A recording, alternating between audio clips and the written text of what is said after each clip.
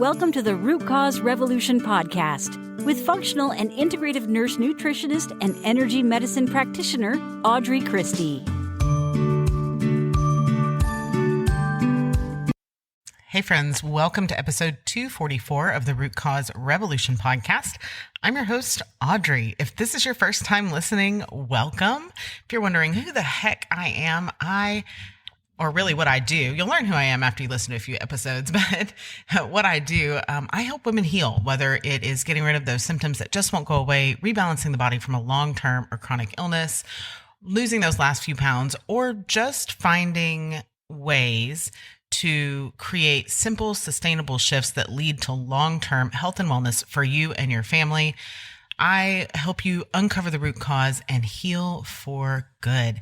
And today we're talking about tips and tricks for when you have to take food with you, when you have to take food on the go. Summer is coming to an end. School is right around the corner for many of you. Whether you homeschool or go to public school, a lot of times the fall is the time where we have a lot more outdoor activities. Now, my family, my kids rodeo, so we have outdoor activities. Our season kind of starts in the spring and runs through summer and into fall. And then generally winter and spring, early spring are kind of our break time. So we've been doing this for a minute, right? But one of the things that you will find is that if you can put just a little bit of effort into packing something nutritious for your family, you don't stick out like a sore thumb. We take food with us everywhere we go if it's going to be a mealtime, and you can prevent a lot of the issues that can occur when you are traveling or out in an event where, your only option is a gas station or concession stand.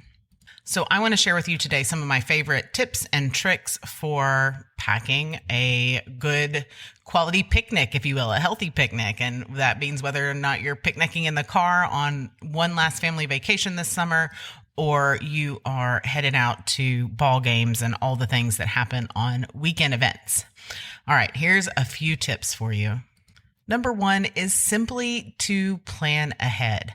Even when I have the best intended plans on the weekend to pack lunches and take them to whatever event we are on our way to, if I don't do it the night before for a morning event or the morning of for an afternoon event, it's not going to happen. Inevitably, I sit and enjoy my cup of coffee for too long.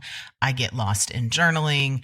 I find a pile of laundry to do that morning, or, I might just sleep late, right? And that morning, and I don't get around to packing the lunches, packing the picnic that I should. So the number one thing that I can encourage you to do is to do it the night before. Do it while you're making dinner.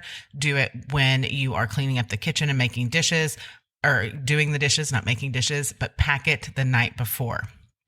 Now, as far as what actually goes in the lunch, let's talk about some healthy tips. Number one, try to skip the chips. I know potato chips sound great for like handheld food on the go, but they actually contain most brands anyways, contain a lot of really inflammatory ingredients. On top of that, they're basically devoid of nutrients. So you can eat a whole bag of chips. Your kids can eat a whole bag of chips in between soccer games and still be hungry. So instead, or at least in addition to, so if you're going to do instead, actually, regardless, if you're going to do instead or in addition to, pack some produce. So things like celery, carrots, apple slices, oranges, have a side of hummus or peanut butter or some other nutritious dip for dipping those things in. You can also reach for a better brand of chips. Canyon is a good brand of chips. Some of the kettle chip brands have less inflammatory oils in them. Even the chips that say veggie chips, those are still junk, okay? They still don't have very many nutrients, right? So if you can't skip the chips altogether, at least balance the chips with some of this healthy produce, or like I said, skip it altogether and bring the produce. Number two, ditch the bun. A very popular picnic food is sandwiches, and they're very versatile. You don't need a plate to eat it. I understand all the things, but bread, whether it has gluten in it or not, is highly, highly processed and overall just not a health food. So if you're doing this one time a week, no big deal. If this is your big flex meal, is your picnic at the ballpark, no big deal. But if it's not, and it's something that you have to do multiple times a week or every week, or it's in addition, then consider skipping the bread. You can easily wrap your sandwich contents in a lettuce wrap for a really healthy alternative. If you need an idea on how to construct this, I suggest going to your local Jimmy John's and asking for something called an unwich, UNWICH, an unwich. There might be an extra H in there. It really is an amazing way, and they can make a sandwich in a lettuce wrap that eats like a sandwich in a bun. So it's really, really good. The third thing is skip the mayo if you can. And y'all, I love mayo, okay? Mayo is so common when we're packing a sandwich and those kind of things. You can find it on a tuna salad. Sometimes if we're taking some sides with us, maybe a potato salad. But it has so many calories and so many inflammatory oils in just a tablespoon, and it also provides zero nutrition. It is just a waste.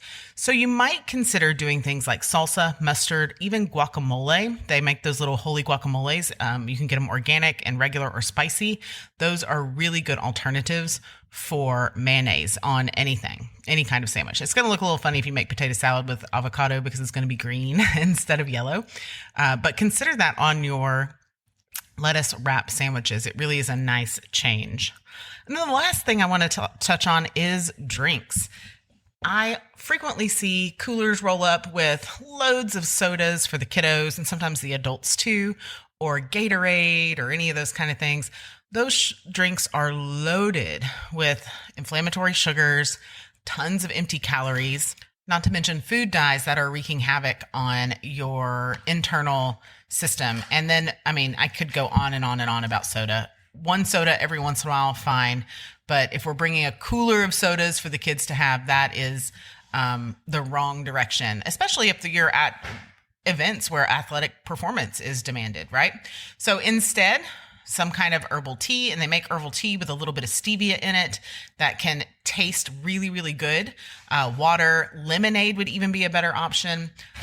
Seltzer, really focusing on hydrating with water instead. If there is a need to replenish electrolytes, then the best option is to squeeze some lime, add a pinch of pink Himalayan sea salt. And that way you're having nice refreshments that are actually providing value and nutrients to the body to help you make it through whatever it is, athletic event, the day you're having, whatever, during that time.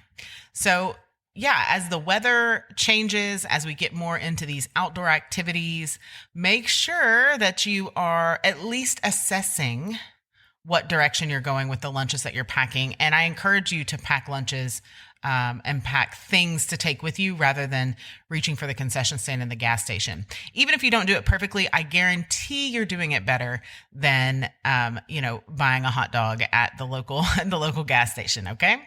So as always, I am rooting for you, friends. I will see you next time. Be well. Thank you for listening to the Root Cause Revolution podcast. Be sure and subscribe on your favorite podcast provider. Ratings and reviews are always appreciated.